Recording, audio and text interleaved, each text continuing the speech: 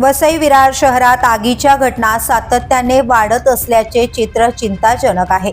औद्योगिक वसाहती, बाजारपेठा आणि निवासी इमारतींमध्ये वारंवार आगी लागत असून रोहित्र फुटणे, शॉर्ट सर्किट तसेच नागरिकांचा हलगर्जीपणा ही त्यामागील प्रमुख कारणे असल्याचं समोर येतंय।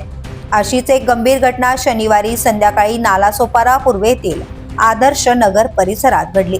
येथील गोल्डन पॅलेस अपार्टमेंटमधील 4थ्या मजल्यावरील 407 क्रमांकाच्या सदनिकेत अचानक आग लागली। आग वेगाने पसरत असल्याने नागरिकांनी तात्काळ अग्निशमन दलाला माहिती दिली। माहिती मिळताच अग्निशमन दलाचे जवान घटनास्थळी झाले। अग्निशमन विभागाच्या माहितीनुसार सदनिकेतील हॉलमध्ये ठेवलेल्या गाद्या, शीत कपाट आणि इतर घरगुती साहित्याला आग लागली होती। आग भीषण स्वरूपाची असल्याने होजरील होजच्या सहाय्याने पाण्याचा मारा करण्यात आला। तब्बल 2 तास 46 मिनिटांच्या अथक प्रयत्नानंतर आगीवर नियंत्रण मिळवण्यात यश आलं।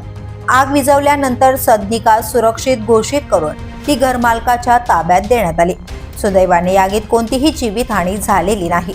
मात्र सदनिकेतील संपूर्ण साहित्य जळून खाक झाल्याने घरमालकाचे मोठे आर्थिक नुकसान झाले। आग नेमकी कशामुळे लागली हे अद्याप स्पष्ट झाले नसल्याचं अग्निशमन दलाने सांगितलं।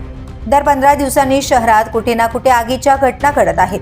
काही वेळा बंद सदनिका आणि दुकानांमध्ये तर काही वेळा बाजारपेठा आणि औद्योगिक कारखान्यांमध्ये आगी लागत असल्याने नागरिकांचे मोठे नुकसान होते।